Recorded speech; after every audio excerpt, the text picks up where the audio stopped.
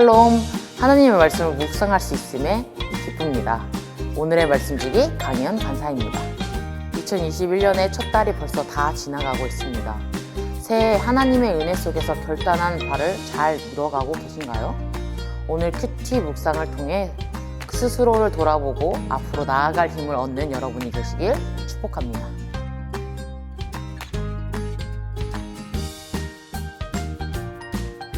오늘의 말씀 제목을 정해보자면 레이나 내 죄를 내가 알렸다 라고 하고 싶습니다.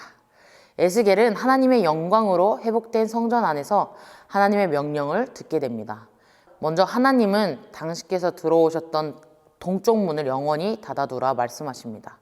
이것은 두 가지 의미가 있습니다. 첫 번째는 하나님께서 다시는 그들을 떠나지 않겠다는 강력한 의지를 표현하신 것이고, 두 번째는 하나님이 그들을 떠나시지 않도록 하나님을 경외하는 삶을 살아야 함을 이스라엘 백성들에게 명령하신 것입니다. 하나님을 경외하는 삶이란 곧 하나님을 예배하는 삶입니다. 6절에서 하나님은 이스라엘 백성을 반역하는 자, 곧 이스라엘 족속이라고 칭하십니다. 이것은 2장 말씀을 떠올리게 하는데요. 그러면서 하나님은 이스라엘 백성이 범한 죄를 지적하십니다. 본문 기자는 그들이 취한 행동에 대해 가증하다고 평가합니다. 가증하다라는 말은 더럽고 구토가 난다는 뜻입니다. 도대체 어떤 것이 그토록 혐오감을 불러일으키고 구토 증세를 유발시킨다는 말일까요? 7절과 8절에서 말하는 그 이유는 레위인들에게 제 직무를 감당하지 못하고 다른 사람들이나 아무 자격이 없는 이방인들을 세워서 그 직무를 감당케 했다는 것입니다. 그 직무란 바로 성전을 지키는 것이었습니다. 그들은 성전을 수호해야 하는 사람들이었습니다.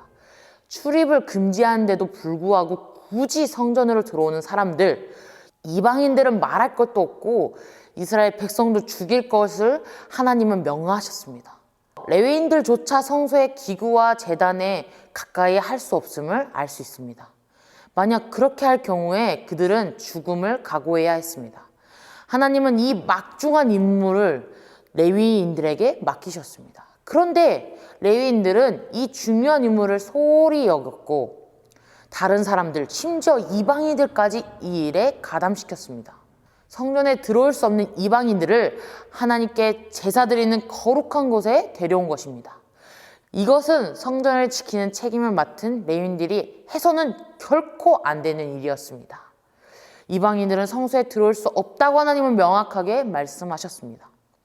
하나님은 레위인들의 행동에 대해 몹시 불쾌하게 여기셨고 이방인들을 성소에 들어오지 못하게 하셨습니다.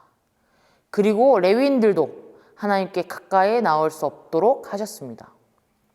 따라서 그들은 더 이상 제사장이 될 수 없었습니다. 그러나 비록 그들이 제사를 드리는 일에 참여할 수는 없지만 성전을 지키고 성전의 일들을 돕는 것은 여전히 맡게 됩니다.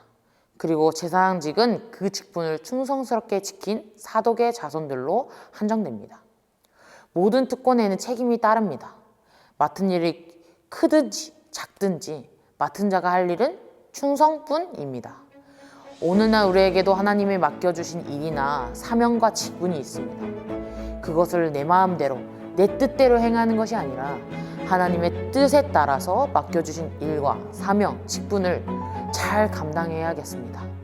그래서 하나님 곁으로 갔을 때 착하고 충성된 종이라고 칭찬받는 풍상독자 여러분이 되시기를 진심으로 기도합니다.